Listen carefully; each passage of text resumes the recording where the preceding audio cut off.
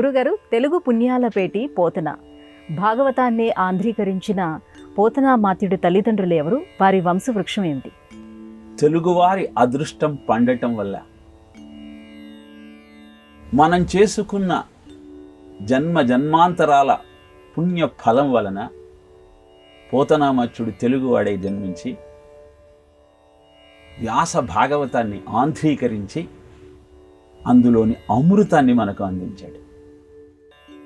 వీరి వంశానికి మూల పురుషుడు భీమన, కౌండిన్యగోత్రుడు, ఆపస్తంభ సూత్రుడు, పుణ్యుండు, శుభగుడైన భీమన మంత్రి. ఆయన ప్రియపుత్రుడు అన్నయ్య, కలకంటి తద్భార్య గౌరవాంబ. అన్నయ్య భార్య గౌరవాంబ. ఈ గౌరవాంబకు అన్నయ్యకు సూర్య ప్రసాదంగా జన్మించిన వాడు సోమన. అతని భార్య మల్లమ్మ. ఈ సోమన మల్లమ్మలకు జన్మించిన వాడు ఎల్లన. ఆ ఎల్లన భార్య మాచమ్మ. ఎల్లన మాచమ్మలకు జన్మించినవాడు లలిత కళామూర్తి, బహుకళా నిధి, దాన మాన ఘనుడు కేసన. అతన ధర్మగేహిని లక్కమాంబ. ఈ కేసన లక్కమాంబ వీరిద్దరూ పోతనామాత్యునికి జన్మనిచ్చారు. ఈ పోతనామాత్యుడి అన్న తిమ్మన. ఇలా వారి వంశం గురించి తెలియజేస్తూ శైవ మతాన్ని మేమంతా అవలంబించాము అని పోతనామాత్యుడు తన శివభక్తిని ప్రకటిస్తూనే అద్భుతమైన విష్ణు తత్వాన్ని భాగవతంలో మనకు అందజేశాడు. ఇలా శివకేశవ భేదం లేకుండా హరిహర అభేద భావాన్ని అద్భుతంగా భాగవతంలో ఆవిష్కరిస్తూ కృష్ణ తత్వాన్ని అర్థం చేసుకోగలిగితే అద్భుతమైన ఆనందం మన సొంతమవుతుంది అన్న సత్యాన్ని నిరూపించినటువంటి మహాభాగవతోత్తముడు.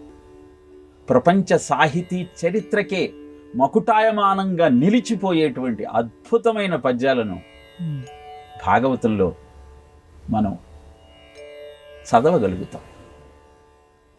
దురదృష్టవశాత్తు నేటి ఆధునిక యువతకు తెలుగు భాషతో పెద్ద పరిచయం లేకపోవటం వల్ల, ఆ మాధుర్యాన్ని అందుకునే సామర్థ్యము స్థాయి కొరవడటం వల్ల ఆ మహానుభావుని యొక్క కృషి ప్రచారంలోకి రావటం లేదు. భాగవతంలో ఒక్క పద్యం కూడా తెలుసుకోలేనటువంటి స్థితిలో నేటి విద్యార్థి లోకం ఉన్నందుకు మనం బాధపడుతూ, అందరికీ ఈ భాగవత కథామృతం అందిన రోజు, అందరిలో ఆ కృష్ణతత్వం యొక్క వెన్నెల విరిసిన రోజు, ప్రపంచమంతా సుభిక్షంగా సంతోషంతో భేద భావాలు మరిచి జీవనాన్ని కొనసాగించేటువంటి పరిస్థితి ఏర్పడుతుంది. అందుకే అద్భుతమైన భాగవత పద్యముల యొక్క అర్థాన్ని, పద్యాన్ని రెండింటినీ అభ్యాసం చేస్తూ జీవితాన్ని ఆనందంగా గడిపే ప్రయత్నం చేద్దాం.